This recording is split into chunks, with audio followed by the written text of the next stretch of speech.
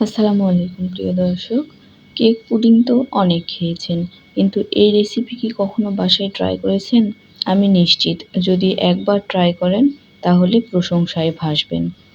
এটা এতটাই মজার যে মেহমানরা আপনার প্রশংসা করতেই থাকবে। চলুন তাহলে রেসিপিটি দেখে নেওয়া যাক।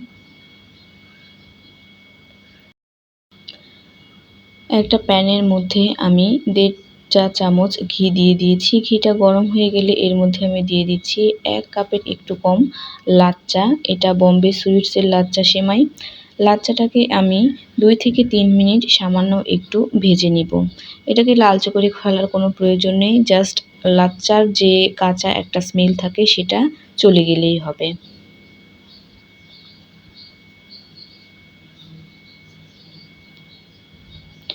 লাচ্চাটাকে ভাজা হয়ে গেছে, এখন এটাকে আমি নামিয়ে নিচ্ছি।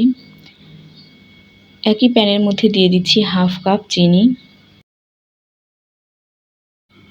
চিনিটাকে গলিয়ে আমি ক্যারামেল তৈরি করে নিব। একটা কাপের মধ্যে নিয়ে নিচ্ছি 1 চা চামচ কাস্টার্ড পাউডার আর 1/2 চা চামচ কর্নফ্লাওয়ার। এখন 4 টেবিল চামচ তরল দুধ দিয়ে এই কাস্টার্ড পাউডার এবং কর্নফ্লাওয়ারটাকে একটু গুলে একটা মিশ্রণ তৈরি করে এক সাইডে রেখে দিব। চুলার জালটা লো করে রেখে চিনিটাকে গলিয়ে পারফেক্ট একটা কালার আসা পর্যন্ত আমি এটাকে ক্যারামেল তৈরি করে নিব।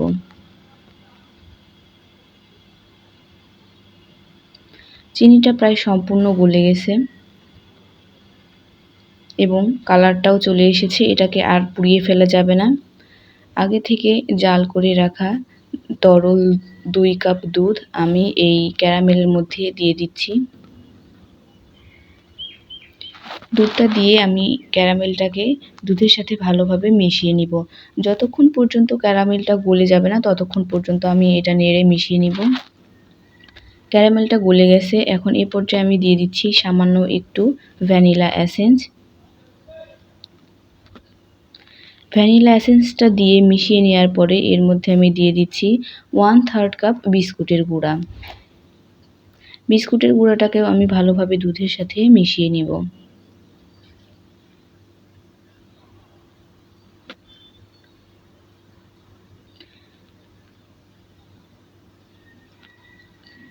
মেশানো হয়ে গেলে যখন এটার মধ্যে একটা বলক চলে আসবে তখন দিয়ে দিব আগে থেকে ভেজে রাখা সেই লাচ্চা সেমাই।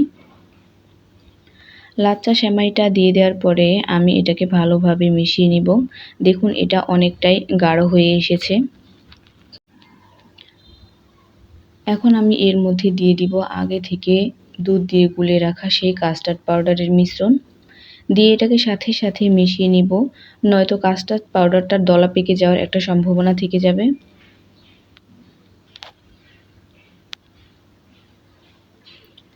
ভালোভাবে নেড়ে মিশিয়ে এটাকে আরও একটু ঘন করে নিব।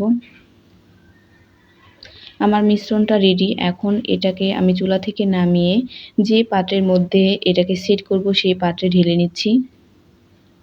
গরম থাকা অবস্থায় এটাকে ঢেলে নিতে হবে, নয়তো ঠান্ডা হয়ে গেলে এটা আরও খানিকটা গাঢ় হয়ে আসবে। এখন এই মিশ্রণটা ঠান্ডা হয়ে যাওয়া পর্যন্ত অপেক্ষা করব। ঠান্ডা হয়ে গেলে এর ওপর দিয়ে আমি সেই আগে থেকে ভেজে রাখা লাচ্চা সেমাইটা একটু ছড়িয়ে দিচ্ছি আর দিয়ে দিচ্ছি সামান্য একটু বিস্কুটের গুঁড়া। আপনারা চাইলে অন্য কিছু দিয়েও এটাকে ডেকোরেশন করতে পারেন। আপনারা আপনাদের পছন্দ মতো এটা করে নেবেন। দিয়ে দিচ্ছি 4 থেকে 5টা কাজু বাদাম। এখন এই মিশ্রণটাকে আমি ফ্রিজের নর্মাল চেম্বারে রেখে 3 থেকে 4 ঘন্টা ভালোভাবে ঠান্ডা করে নিব। 4 ঘন্টা পরে আমি ফ্রিজ থেকে বের করে এটাকে আপনাদেরকে কেটে দেখাচ্ছি।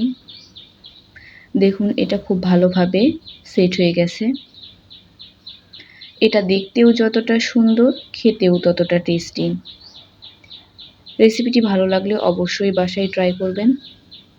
রেসিপিটি দেখার জন্য ধন্যবাদ। আল্লাহ হাফেজ।